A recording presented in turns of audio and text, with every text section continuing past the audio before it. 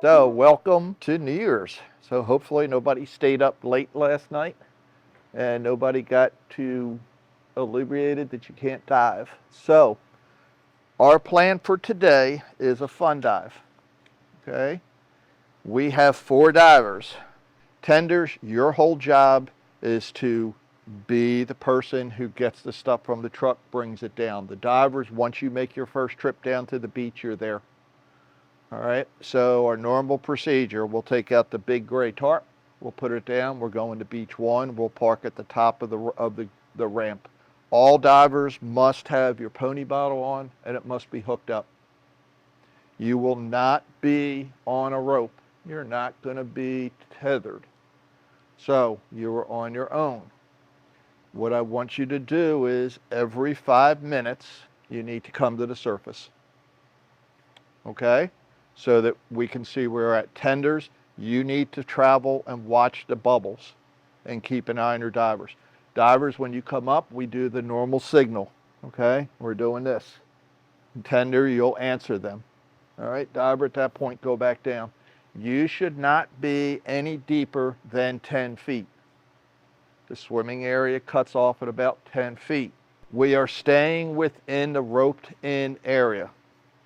So, it is a good idea for the divers that once you get their stuff together to bring their stuff over to the dock and let them get dressed there, because you can set the tank on the dock, they can back up to it, you can do it. If you want to wear a dry suit, you are welcome to do that. We'll get them out of 56. All tenders must wear PFDs. I will have overall command and I will also have be safety. And Pete is my other backup.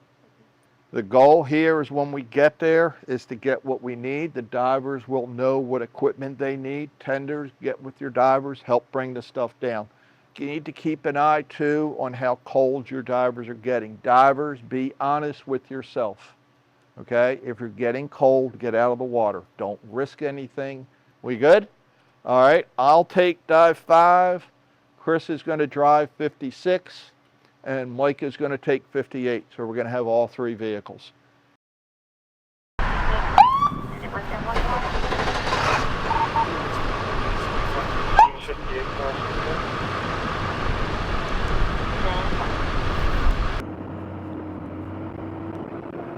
This is sort of a get ready for a cold weather dive. It's kind of a fun dive for us. We've been doing this every January 1st for somewhere between 15 and 20 years. And we come out every January 1st, get used to the cold water, but we also go out and clean up any trash we find on the beach. Okay, I was wondering, yeah. Yeah, because I will be one of the ones going in, yeah. Yeah, 15 to 20 years now. We've been doing it. We try and do everything on a clean tarp and set the gear up, get ready to go, and then when we come back out, we can put the gear back on the tarp again and try and keep it at least somewhat clean. The weather's starting to change. Yeah. So we like to train the way we dive on an emergency call, build that muscle memory. So all of our training, since unlike most recreational divers, we dive solo. We dive tethered solo, but we dive solo, which means we have to have redundant air supply. So we have our main tank, the 80 cubic foot, the big one, and then we have a 19 cubic foot pony bottle. That's our redundant air supply. And if you switch over to that redundant air supply, your dive is done. You come up right then. But it's a safety backup because we dive solo. We have people come in as what are called open water divers, your basic recreational diver. And then we start training them. We take them through the advanced open water, through master scuba diver, then through rescue diver. And then at that point, after they've been through that level, then they can take what's called the public safety diver class. And so that's a very advanced level of training. So a very motivated diver who's taking advantage of every opportunity can probably get through that in about 2 years. Sure, we have about between 50 and 55 people on our roster, but not all of them are divers because we do swiftwater rescue, we do boat operations, we do some technical rope rescue. As divers, we're probably somewhere between 12 and 15 at this point. Not all of them are fully certified. Some of them are in the process of getting certified now. Some of us are graying out, so we're looking forward to some of these younger folks coming in and hoping that I don't have to do quite so many of the dives anymore. Luckily, we don't do very many dives, emergency dives at the lake. Some of that is due to the Water Safety Patrol. Some of it is just responsible boaters here.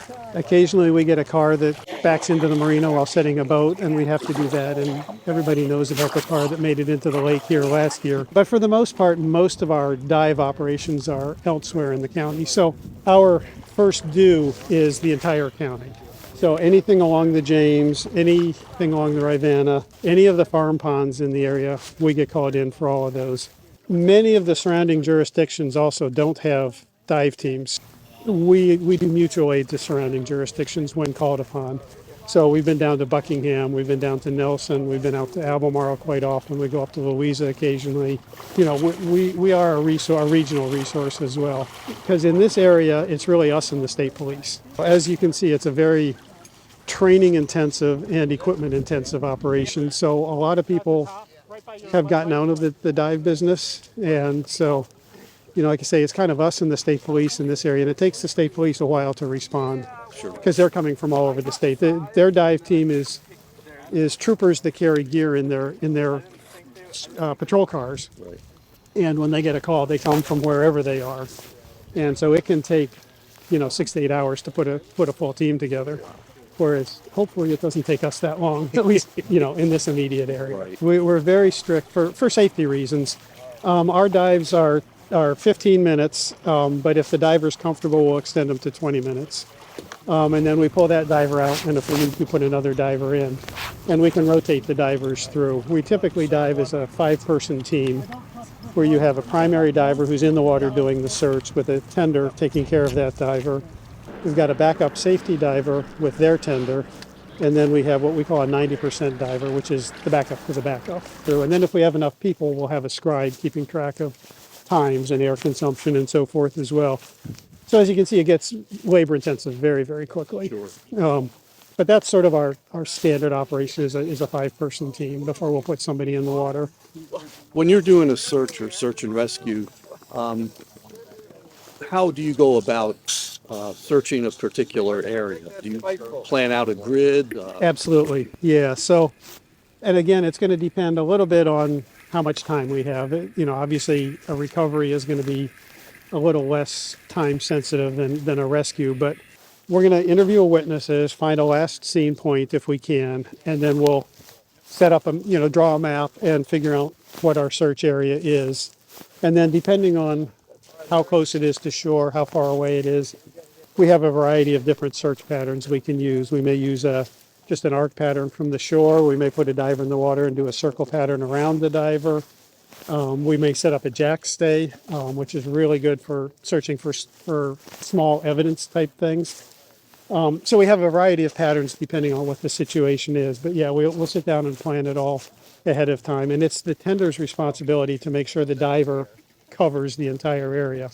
Because most of the water we dive in is so black, you don't really know where you are. And it's up to the tender to keep track of the diver. Other obstacles in this area in general? Entanglement. The lake, for the most part, isn't too bad with that, but a lot of the fishing lakes we go into, people put in trees and stuff for fish habitat. The other thing is fishing line. Fishing lakes, fishing line. And these guys love to laugh at me because every time I come in, I come out covered in fishing line. Those are the two biggest things. Really, entanglements is the really scary thing. Blackwater, you get used to it. You don't see anything. We search by braille. We're feeling for everything. So we crawl along in the mud. We don't do no peak buoyancy or anything. We're overweighted, slammed on the bottom, and crawling along the bottom. And so think about how long it takes to search. Even a 50-foot by 50-foot area if you're crawling on your hands and knees feeling the whole time. If you're searching for a car, you can go real quickly. If you're searching for a knife or a gun, it's slow, tedious work. Sometimes we find interesting stuff, sometimes we don't.